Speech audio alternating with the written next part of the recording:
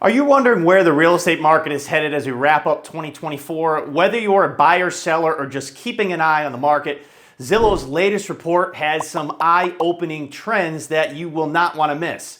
Now, we're talking about slight upticks in home values, rising inventory, and how specific regions like Florida and the Northeast are shaping up to be a buyer and seller hotspot.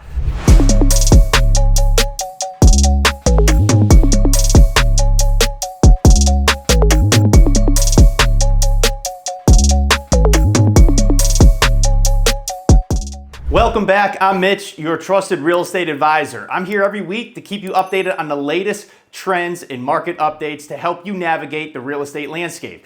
So if you're thinking about making a move, whether you're relocating across the country or just down the street, and you want an expert in your corner, just click the link below, fill out the simple form you see here on the screen, and I will personally reach out to you. My connections are across the country, so I'm ready to help make your move the best one yet. Now here's the latest forecast according to Zillow. They're projecting some minor increases in both home values and existing home sales, although these numbers are still on the lower side compared to historic norms. Specifically, Zillow expects home values to rise by about 2.1% in the rest of 2024, which is a slight bump from their previous estimate of just 1.8%. And over the next year, they're forecasting a growth rate of just 1.4%.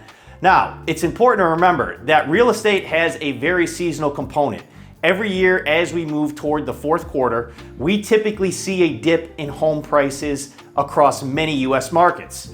So to take a look at this chart from Redfin showing median sale prices since 2012, what I want you to notice is there's a clear pattern. Prices tend to dip from September to January, and then they bounce back from January to June during the peak selling season. So the key takeaway here is this: despite these seasonal fluctuations, right, home prices have historically continued to appreciate over the long term. So when we hear about a forecast of 1.8% growth, it's crucial to look at the bigger picture. And what I mean by that is, of course, the historical trends. Since 1942, there have only been 7 instances where home prices have actually gone down, just 7 out of 80 years. So even if we see a slight drop in prices at certain price points throughout the year, I don't foresee a significant decline in home values when we consider the long-term trends of how real estate has performed over the last 80 years here in the United States. Let's talk about existing home sales. Zillow is projecting that in 2024, we'll see about 4.1 million transactions, which is a slight increase of just 0.4% from last year. And looking ahead to 2025, they expect that number to rise to 4.3 million, a more than significant jump of 5.3% from this year.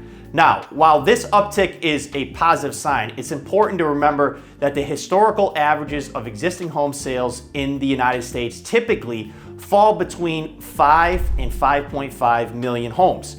So we're still about 1 million sales short of the average in this country. Now, to understand why that is the case, we need to dive deep into the inventory situation that we are faced with. There are 2 main factors that are at play here. There's a lock-in effect, and there's a limited supply of new construction homes. What I want you to do is listen closely to the following clip as Chair Powell directly addresses this issue. The housing market, it's hard to game that out. The housing market is in part frozen because of lock-in with low rates. People don't want to sell their home, so because they have a very low mortgage, it'd be quite expensive to refinance. As rates come down, people will start to move more, and that's probably beginning to happen already. But remember, when that happens, you've got a seller, but you've also got a new buyer in many cases. So it's not, obvious how much additional demand that would make. I mean, the real issue with housing is that we have had and are on track to continue to have not enough housing. And so it's going to be challenging. It's hard to zone lots that are in places where people want to live. It's all of the aspects of housing are more difficult. And where are we going to get the supply? And this is not something that the Fed can really fix. But I think as we normalize rates, you'll see the housing market normalize. And I mean, ultimately, by getting inflation broadly down and getting those rates normalized and getting the housing cycle normalized. That's the best thing we can do for householders. And then the supply question will have to be dealt with by the market and also by government. So as you just heard from Chair Powell, the lock-in effect is really impacting existing home sales.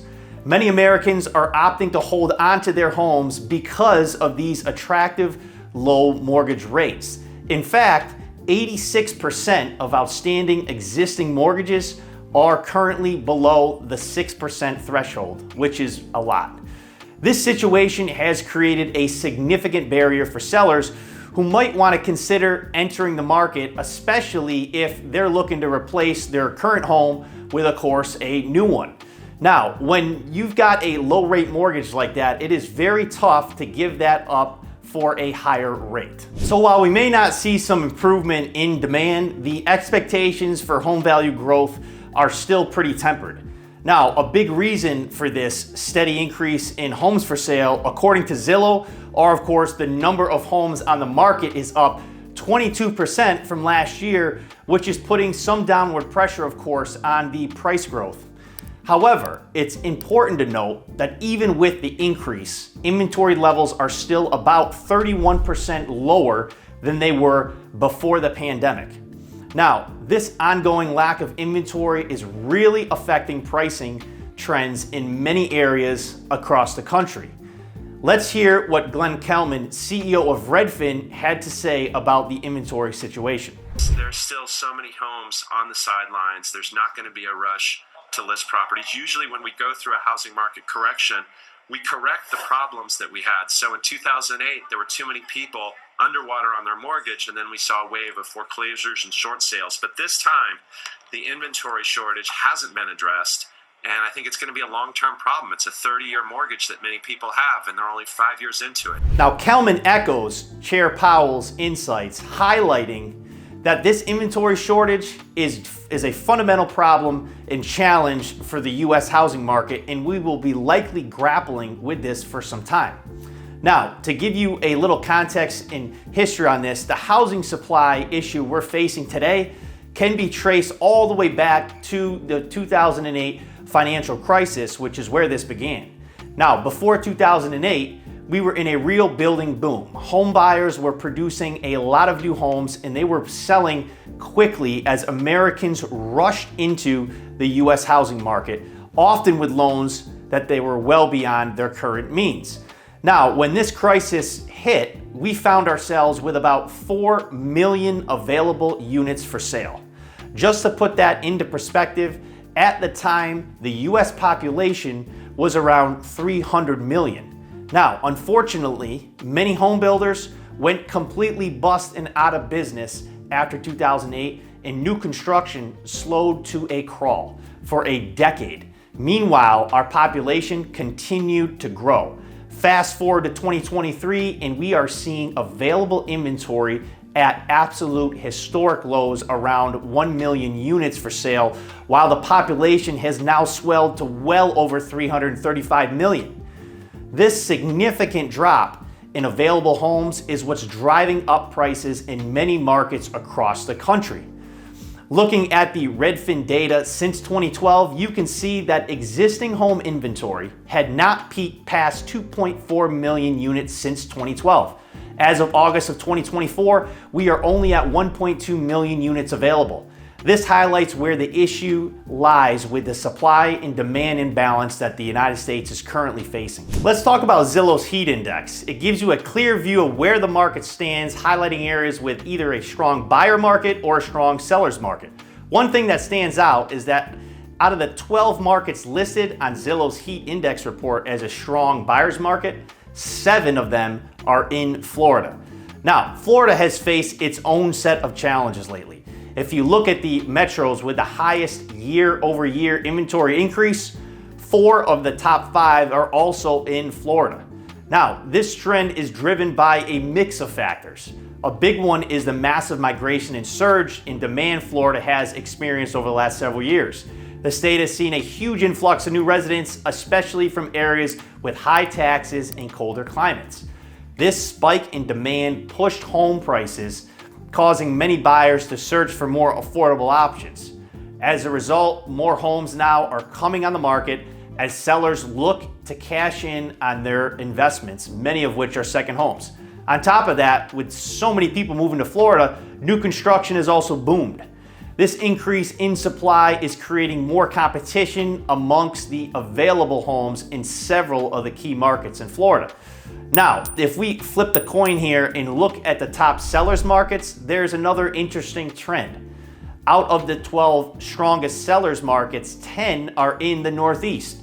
Now, this makes sense given what we're seeing with the urban resurgence post-pandemic. Cities like New York and Boston are regaining popularity as more buyers are drawn back to these areas with the shift to hybrid work and less reliance on remote work flexibility. So I hope you guys enjoyed that video. Again, my name is Mitch. If you happen to be making a move anywhere in the country, please click on the link below and fill out the simple form you see here on the screen. I'm gonna create more and more content just like this to help you stay informed on exactly what's happening in the housing market. Please don't forget to like and subscribe so more people just like you can see these videos. And again, I will talk to you next week.